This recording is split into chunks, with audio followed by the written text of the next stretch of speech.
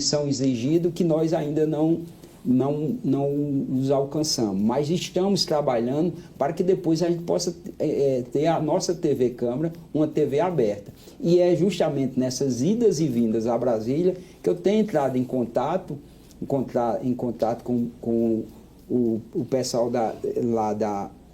do Ministério das Comunicações para que nós possamos agilizar. Agora, temos trabalhado. Dizer para você que não é fácil, é um pouco, nós passamos por algumas dificuldades, mas estamos em busca, entendeu? Para se prestar esse melhor serviço e melhorar essa qualidade técnica e fazer com que a população ganhe com isso e a Câmara Municipal, para que os vereadores e vereadoras tenham a oportunidade de, através desse mecanismo, mostrar os seus trabalhos, fazer prestação de conta do trabalho de cada um. Só para debulhar um pouco o que Josmar perguntou, presidente, atualmente desses 40 milhões que foram alocados para a duplicação da 230 a partir de Campina Grande, como é que até para esclarecer o telespectador, como é que se encontra a obra atualmente e esses 40 milhões, no ritmo que ela vai, ela tem fôlego para chegar até que mês do próximo ano? Olha, os 10%, quando nós nos encontramos em Brasília, nas primeiras reuniões, um dos nossos objetivos, Arimatea, era destravar a obra, era de fazer com que a obra iniciasse.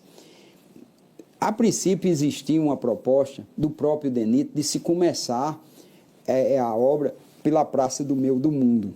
Ou seja, a parte mais cara dessa obra está em torno de Campina, que é com a construção dos 4 viadutos.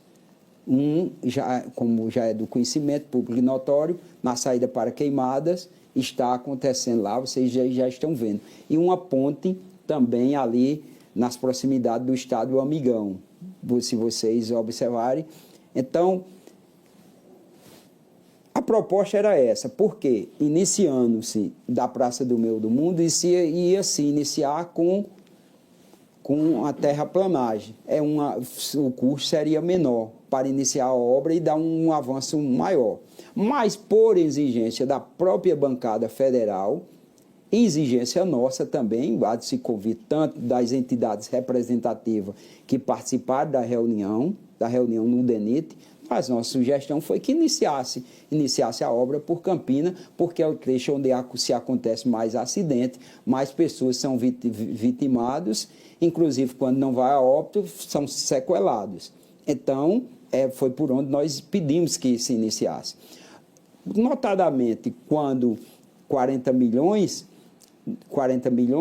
para a construção de obras de infraestrutura, talvez não dê aí para se chegar aos 2 primeiros viadutos. Por isso que a pergunta de Josimar de saber das locações de emendas para o ano de 2023 é pertinente, Josimar, porque nós precisamos que ela alcance não só a construção de dois a ponte e mais 2 viadutos, mas também dos mais 2 e notadamente a questão da terraplanagem, que se inicia também lá na Farinha. Então, essa pergunta, Arimatea, é pertinente, você me faz, porque na nossa ida a Brasília agora, nós vamos justamente chegarmos ao DENIT e pegarmos um cronograma da obra dos 40 milhões que já foi aplicado. Não acontecer, presidente, como a triplicação de Cabedelo João Pessoa, que faz 6 anos que começou,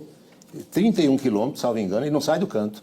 Mas tem uma cabeça de burro enterrada ali, como a gente disse, que não sai do canto. Se não correr, vai acontecer a mesma coisa aqui. É verdade. Foi justamente nesse sentido, Paulo, que a nossa preocupação, nós sabíamos que 40 milhões era o destravamento da obra, era o início da obra. O primeiro objetivo nós alcançamos.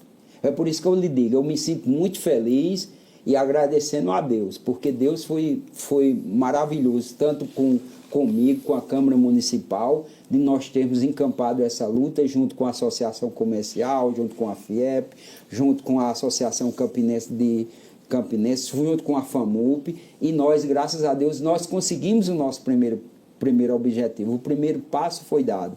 Agora nós precisamos continuar com os próximos passos. E os próximos passos é justamente nessa busca de mais recursos para que essa obra ela começou e ela tenha fim. Mas que era importante, era demais. Então, nós estamos preocupados que não venha acontecer com a triplicação da BR-230, compreendendo do trecho de Cabedelo até a cidade de João Pessoa. Marinaldo, o que os grandes caciques dos grupos Cunha Lima e Vital do Rego não conseguiram, no caso Ronaldo e Vital do Rego, né? Uma união, Pedro Cunha Lima e Veneziano chancelaram aí uma união, né, na eleição desse ano, principalmente no segundo turno, colocando abaixo uma rivalidade política de cerca de 40 anos. Você acha que deve manter essa aliança para 2004, principalmente aqui em Campina Grande? E Bruno Cunha Lima, que está um pouco reticente, e Romero Rodrigues, sobre essa aliança com o grupo Vital do Rego, eles devem também colocar de lado essas divergências, fazer uma aliança para Veneziano apoiar Bruno na sua reeleição, inclusive indicando alguém dele para vice? Olha, Márcio, na minha opinião, é que eu já dei o primeiro passo para isso. Eu mesmo dei o primeiro passo para isso. Eu confesso a você que, a partir do momento, mesmo com as rivalidades políticas que existiam antes, com o senador Veneziano, eu, às vezes que fui a Brasília em busca de recursos, não só para a duplicação da BR-230, mas às vezes que fui, Veneziano não me tratava eu como adversário político, me tratava eu como aliado por ser de Campina, por ser da Paraíba. Então, eu vejo o seguinte, Veneziano tem muito trabalho prestado a Campina Grande e a Paraíba, e é importante a gente se aliar com quem quer o bem com a Paraíba e com quem quer o bem dessa cidade. Então, Veneziano já demonstrou isso. Romero tem um trabalho prestado enorme a Campina e a Paraíba. O prefeito de Campina Grande, Bruno, da mesma forma pensa. Minha gente, se todo mundo pensa igual, todo mundo pensa para o bem dessa cidade, o bem dessa Paraíba, por que não estarmos unidos? Mas não é muita gente para pouco cargo, não, presidente? Não, eu acredito que essa questão não deve ser levada em consideração. Vai ter que existir, ninguém administra sozinho. E nós se administramos com aliados, com quem ajuda a construir. Mas há espaço para todo mundo. Ocuparia o espaço do Grupo Ribeiro. Agora o senhor defende que Veneziano indica o vice de Bruno? Não, aí eu não sei nem se passa isso, se Veneziano tem esse pensamento. Veneziano pode vir compor com essa exigência. Veneziano tem maturidade política para isso. Ele já demonstrou que quer ajudar em todos os aspectos. Então, isso é outro ponto para se discutir. Se for necessário, não vejo problema algum. Entendeu? Não vejo de forma alguma o Veneziano pensar que só fica se vindicar o vice. Tudo há espaço para todo mundo. E se constrói, e se faz política pensando grande. E eu tenho certeza que esse pensamento de Veneziano, de Romero e de Bruno, de unir forças para que a gente possa ajudar a cidade, o objetivo é ajudar a cidade, é ajudar a Paraíba. Esse é o meu pensamento. Inclusive, de público, eu já assumi no dia que estive lá, em uma reunião com Veneziano. Isso, né? Eu estava lá. Você viu que eu assumi de público que estaria junto com a mesma proposta, o próprio Cássio Cunha Lima também assumiu de público que estaria acompanhando o ex-prefeito e senador Veneziano e no próximo pleito. Eu também já Então você vai apoiar a Veneziano na reeleição em 2026? Olha, Campina me conhece, Ari, Paulo Roberto, me conhece. Eu sou, quando eu dou a palavra, a minha palavra eu não deixo. Esse é um legado que eu trago. E isso eu aprendi com meu pai. Meu pai dizia, o homem ele pode não ter nada, mas a palavra dele é o mais importante. Então, a minha palavra, com quem eu já assumi compromisso político de dar a palavra, eu não desonrei com ninguém. Então, Veneziano conta com seu apoio se for candidato a senador em 2026? Conta, e ele já merece, já a partir do momento em que eu sou muito grato, já disse isso aqui de público.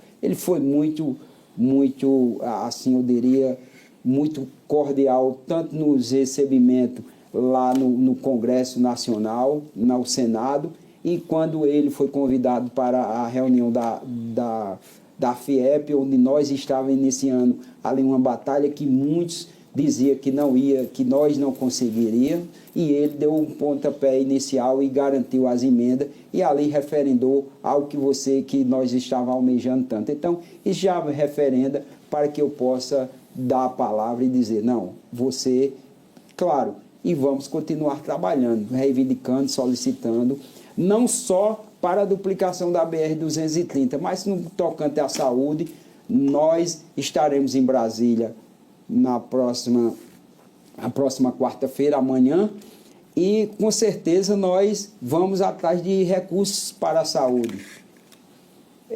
E também para a duplicação da BR-230 e outros temas também que nós vamos em busca.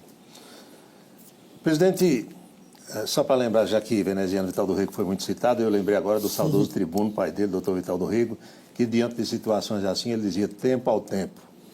Tempo ao tempo. É verdade. Qual é a sua percepção, como presidente da Câmara, do olhar da sociedade para a Casa de Félix Araújo?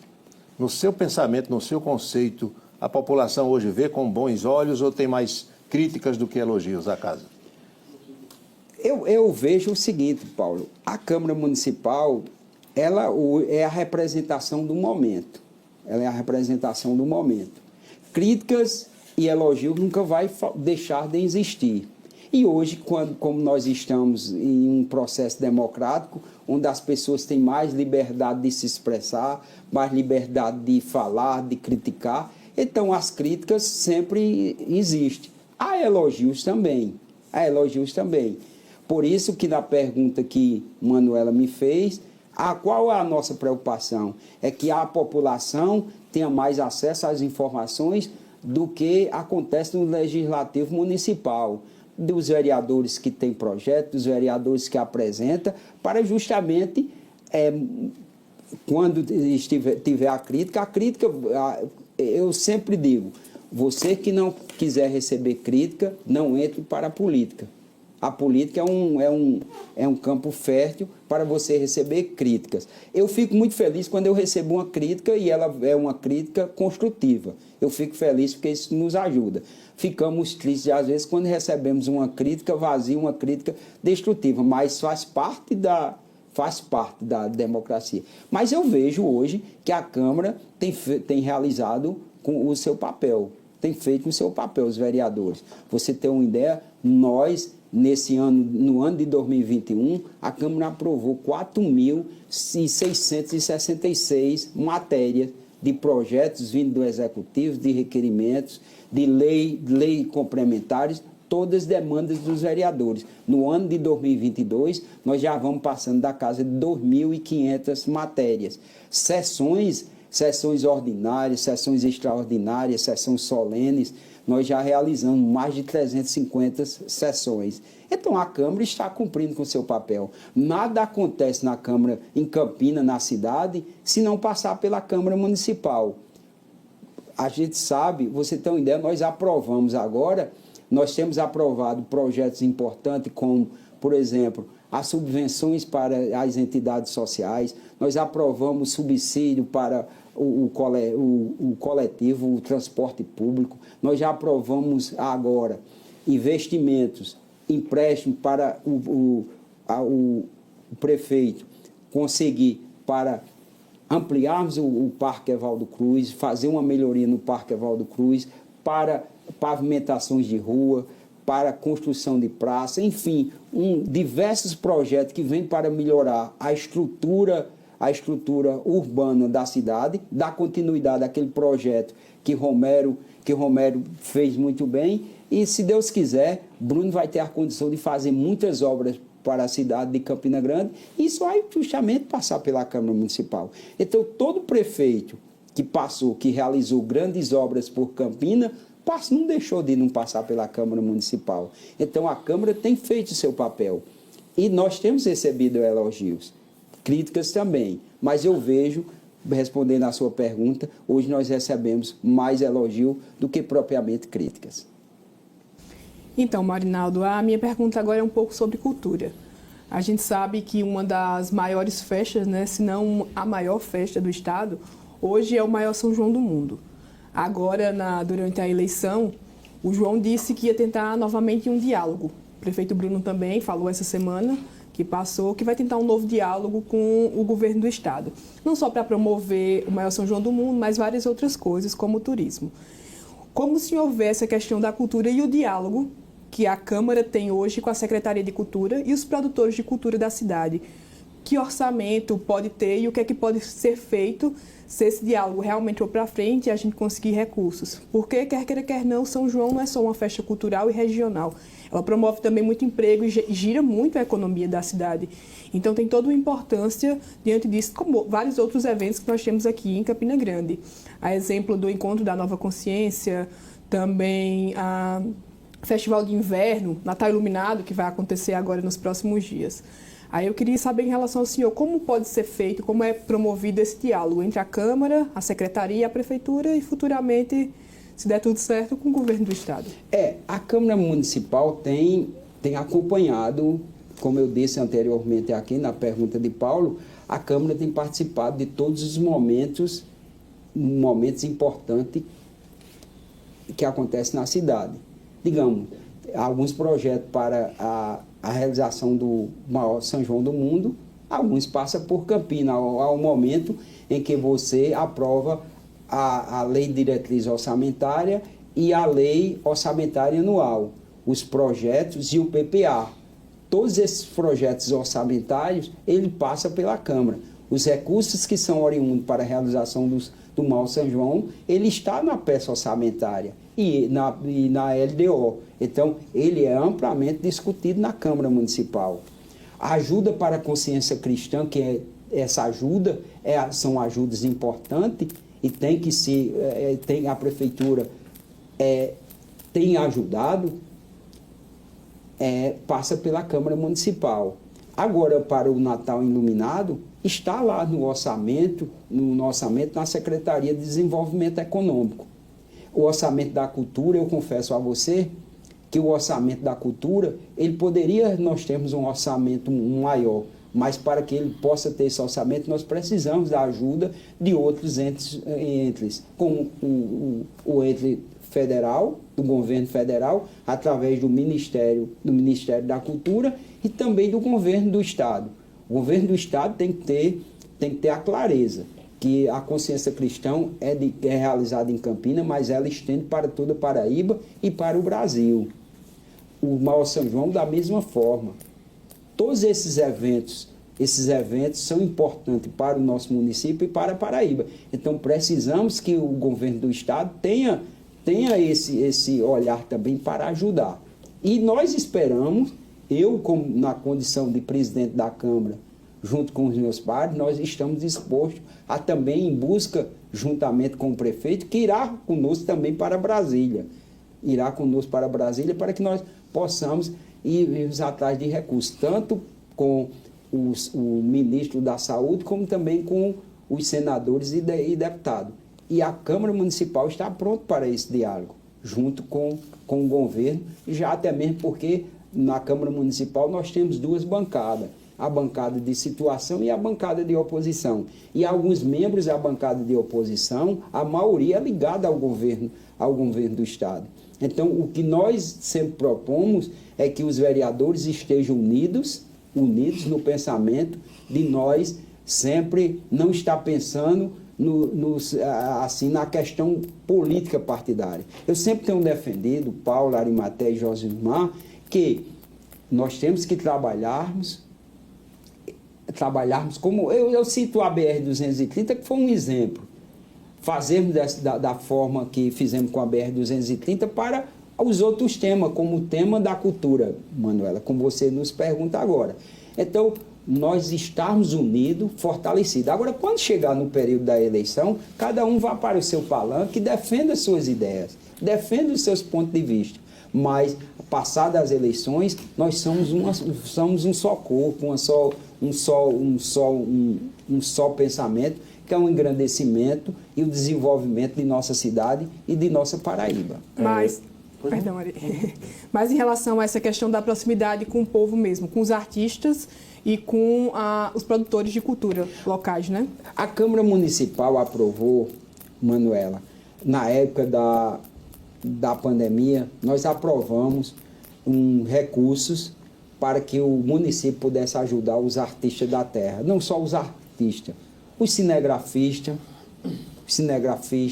os profissionais que montam palco, as pessoas que faziam festas para crianças, todo esse pessoal envolvido que passaram muito tempo sem ter. Então nós aprovamos na Câmara Municipal essa ajuda, e essa ajuda foi concretizada. Depois nós tivemos a ajuda do governo federal, que chegou em uma boa hora para ajudar esses artistas. Mas o que nós temos que pensar é que essas ajudas veio no período da pandemia. Foi um paliativo. Nós temos que pensar agora o futuro. E qual é o futuro? O futuro é nós irmos em busca de solução que prossiga, ou seja, de recursos na esfera federal, junto ao Ministério da Cultura, e também ajuda à Secretaria de Cultura do Estado. Temos que estar todos pensando dessa forma. Se não formos dessa forma, se nós não unirmos forças, nós vamos sempre estar nessa minigância, sempre com essa dificuldade. E os recursos são escassos. Não vamos aqui achar que os poucos recursos que tem, que a cultura merece.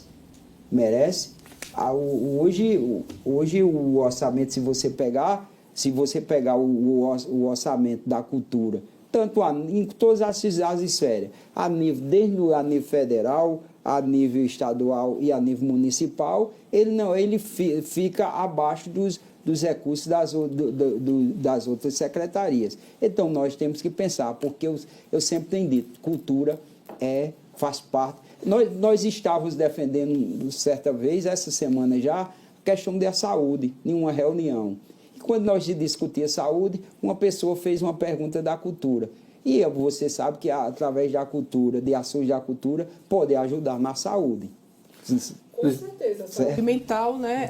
Principalmente o que nos manteve em casa durante a pandemia, sem a cultura, eu acho que a gente tinha sofrido um pouco mais. Sem as produções audiovisuais, música, livro, eu acho que ajudou bastante na questão da saúde mental nesse período. Obrigada, Marinaldo. Deixa eu só esclarecer aqui para o ouvinte que passou o LDO mencionado há pouco. A LDO é a Lei de Diretrizes Orçamentárias e o PPA é o Plano Plurianual de Investimentos. Presidente, deixa eu passar ali para aqui. Estamos na semana da Copa do Mundo, da abertura da Copa do Mundo. Deixa eu botar a bola aqui no chão. Quando o senhor disse que deu a palavra de apoio veneziano, ao senador veneziano, o senhor falou para 2024 ou 2026, e essa palavra foi dada consultando previamente as lideranças do seu grupo político ou não? E um terceiro viés, como é que foi a reação, como é que tem sido a reação inicial a essa aproximação do seu grupo com o veneziano, da parte do prefeito Bruno e do ex-prefeito Romero? Olha, eu falo por mim, Arimatea. Quando eu dei a palavra para veneziano, eu dei para 2026, ele na recondução ao Senado. Esse é o que está posto, da minha parte. Certo. Da minha parte. Por quê? Veneziano, diga-se de passagem, ele vem, como senador, vem cumprindo o seu papel, principalmente com Campina. Ele vem alocando recursos, e às vezes, volto a repetir, às vezes que estive em Brasília, veneziano não quis saber se eu era opositor dele para me atender com algumas emendas, com algumas ajudas para Campina. Então, por isso que a minha palavra particular. E agora a reação, como é que tem sido a reação inicial de Bruno, de Romero, de Cássio, a essa perspectiva de durabilidade nessa aproximação ocorrida no segundo turno? Por parte de Cássio já externou publicamente, inclusive em uma das reuniões que tivemos, reunião inclusive grande, agora no período eleitoral, Mâncio estava presente e Cássio, em alto e viva voz, ele deixou bem claro que estaria acompanhando o veneziano no seu próximo pleito, que é o pleito de senador, certo? Por parte de Romero e do prefeito Bruno. Eu não tenho conversado com os dois, mas se depender de mim, pela amizade que... O senhor não puxou esse assunto com eles até agora? Não puxei esse assunto com eles até agora. Mas se depender de mim, e gozando da amizade, do bom relacionamento que eu tenho tanto com o Romero, o ex-prefeito Romero e futuro deputado federal, e com o prefeito Bruno Cunha Lima, se depender de mim, essa união está selada. Eu vou, se eles me ouvirem, eu vou trabalhar nesse sentido. Vamos para 2 rodadas agora de perguntas e Vamos respostas rápidas. lá. Marinaldo, a bancada de oposição conseguiu 9 assinaturas para uma CPI na área de saúde, 2 vereadores retirados, mas tudo bem, a oposição, vamos supor que a oposição hoje tenha entre 8 e 9 vereadores. Pimentel assume no dia 1º de fevereiro a vaga de Sargento Neto, já adiantou que é a oposição. E ainda tem outro problema. A oposição conta com a cassação definitiva dos mandatos de Dinho Papalégua e também de Valdeni Santana. Já foram cassados aqui pelo juiz Alexandre Neto, da 16ª Zona Eleitoral, e eles esperam, né, que eles sejam cassados lá no TRE. Com isso, a oposição poderia chegar a 12 votos lá na Câmara, ou seja, maioria, certo? Como é que Bruno vai fazer para governar com a minoria na Câmara, caso isso se concretize, ou o senhor vai tentar, juntamente com o Bruno, tentar, de certa forma, trazer alguns desgarrados aí para a bancada? O que é que está faltando para a oposição se enchatando? Só para ilustrar, seria 12-10, né? Porque o presidente só vota em situações excepcionais. Márcio, eu vou trabalhar... A bola dividida aí. Eu vou trabalhar na hipótese do quadro de hoje. O quadro... A oposição hoje, o senhor acha que tem quantos vereadores? A oposição hoje, nas minhas contas, tem 8. Pronto, com Pimentel vai chegar. Aí seria 9. 9. Então, eu não vamos esquecer os dois, o qual você mencionou, que está por questão jurídica. Vamos trabalhar na realidade de hoje. Mesmo com a realidade de hoje, eu acho a política é a arte da conversa, a política é a arte do bom diálogo. E tenho certeza que, com a chegada do vereador Pimentel, que é um excelente parlamentar, junto com os demais, eu acredito que os projetos que chegarem à Câmara Municipal, a bem da cidade de Campina Grande, para o desenvolvimento da cidade, ela não creio eu, e tenho a certeza que ela não será empecilho de contar com, mas tem a CPI, né, vereador? Tem às vezes algumas... Principalmente em período pré-eleitoral.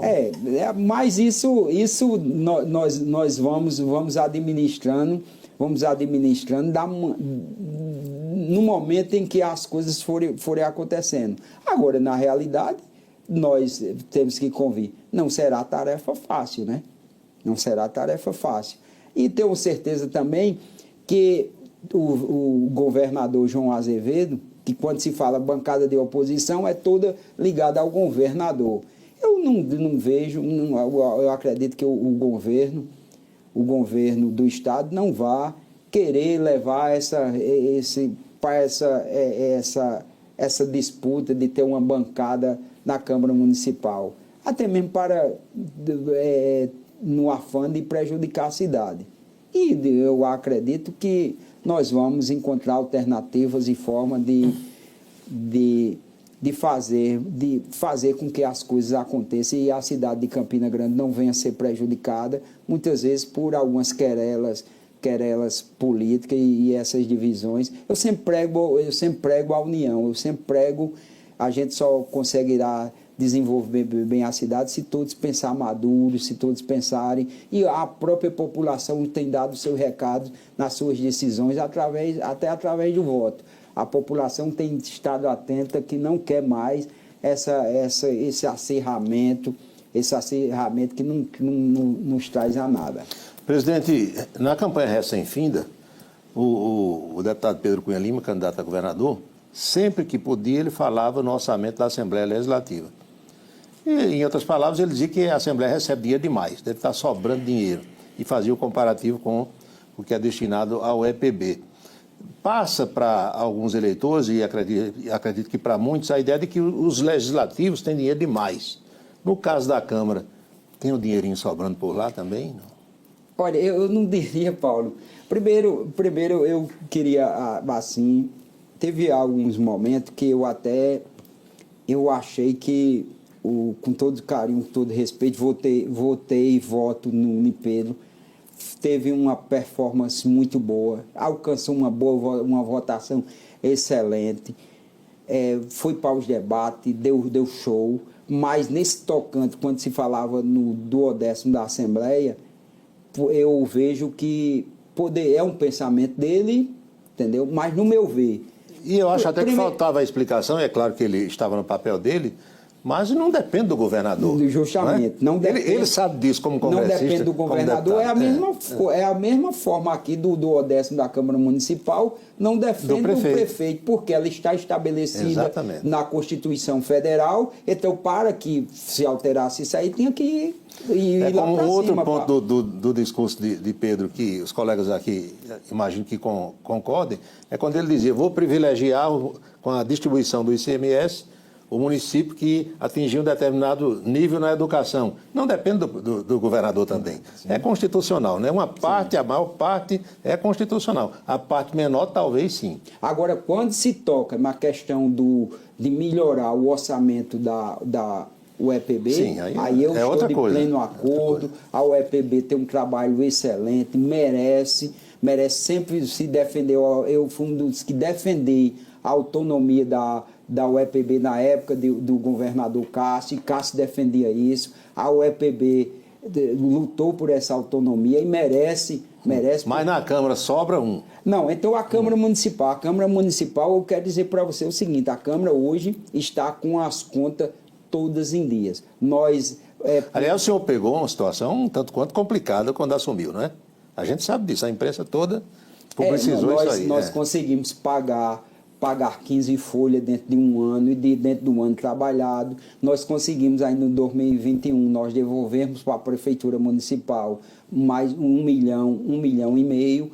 Estamos todos organizados, nós estamos com as folhas todas pagas dentro do ano trabalhado, nós estamos com o pagamento dos impostos todos em dia, como a questão do patronal, do IPCEM, junto ao INSS também. Nós estamos com o imposto de renda todo pago. O Fundo Municipal de Assistência Social, que é um imposto recolhido, está sendo recolhido todos os meses. Ou seja, nós estamos com a Câmara Municipal hoje, não está sobrando esse dinheiro. Mas todo. Finanças controladas. Finanças controladas. Estamos trabalhando, se Deus quiser, no próximo ano, para que nós possamos trabalhar a questão de algumas melhorias na Câmara Municipal, inclusive no tocante à energia solar, energia sustentável, a energia do momento, que ajuda tanto na questão do meio ambiente e na economicidade.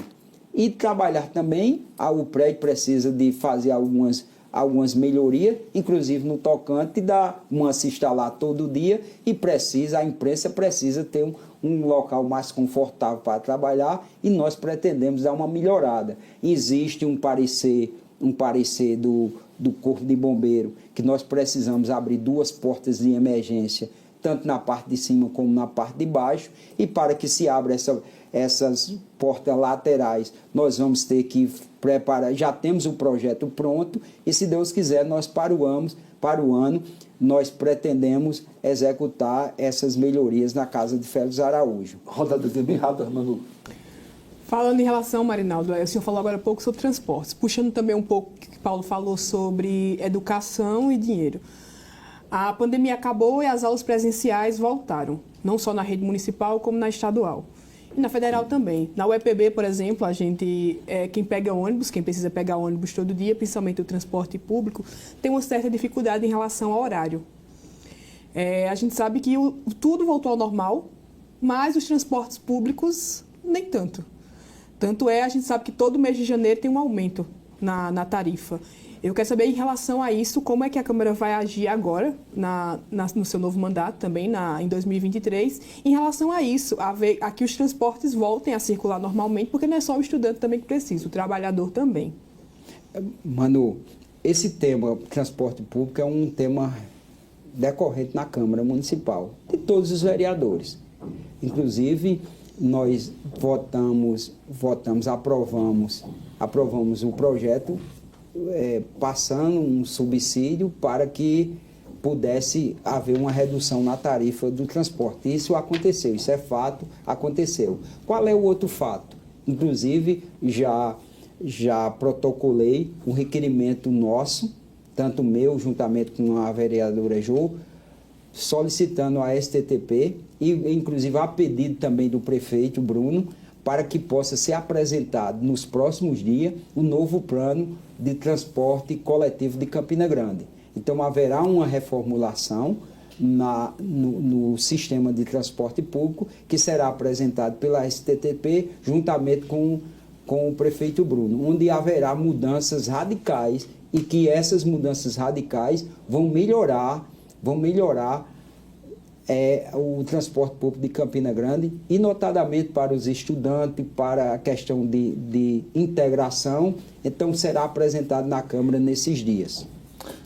Presidente, inevitavelmente o Progressistas da família Ribeiro será o grande adversário do seu grupo político na eleição municipal de 2022, 2024? Arimatea, assim, eu não posso falar pelo republicano, eu não posso falar. É mais o que se desenha é isso. Agora, eu não posso afirmar com firmeza que haverá isso, né? Que pode acontecer. Se fosse por mim, eu queria que ele estivesse aqui conosco. Já disse isso, mas se não tiver, a gente vamos partir para a batalha.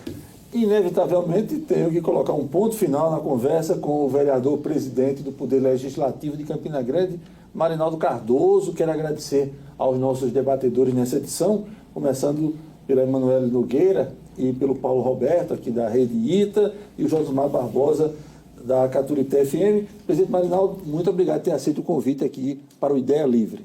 Eu que agradeço a você, a Arimatea, a Josmar, a Manuela e a Paulo Roberto, de estarmos aqui. Eu acredito que batemos um papo muito bom.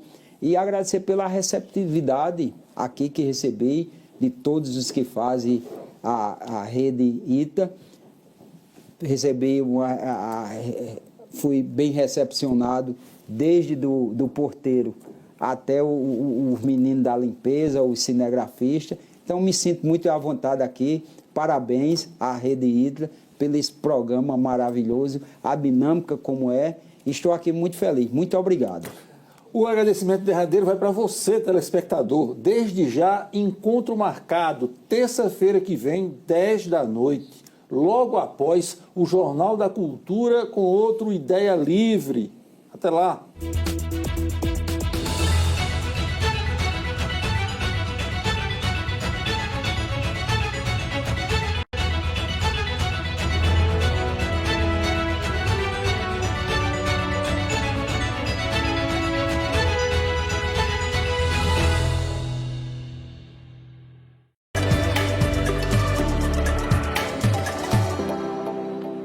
Olá, meu povo! Agora eu estou apresentando Em Dia, o telejornal da Rede ITA na hora do seu almoço.